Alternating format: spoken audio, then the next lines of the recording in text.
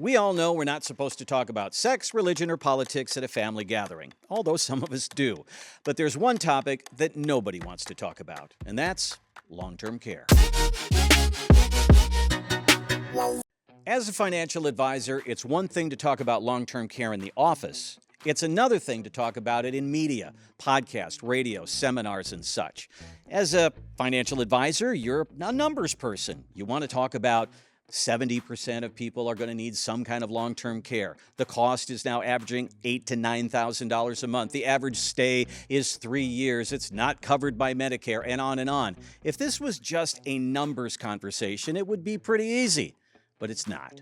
It's an emotional conversation. There's a bit of a wall that you have to break down in order to have people even acceptant to listen to this conversation. One of my advisors says, it's taken you 30 years to get here, scrimping and saving and getting ready for retirement.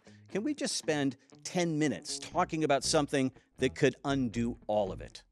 Another one of my advisors says, imagine you're at a picnic. You put your plate out, you want your steak, your baked potato, your lemon bars. There's always lemon bars, but there ought to be some vegetables in there. And in the retirement planning conversation, this is the broccoli. Sometimes it's easier to talk about the effect on family members than it is to talk about the effect on the client.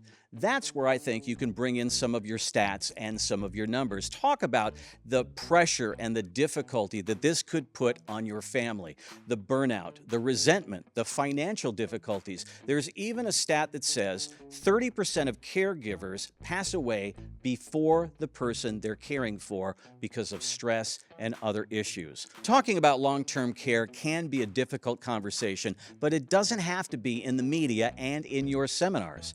Use the emotion. Talk about how this can be a way to protect you, your money, and the people you love.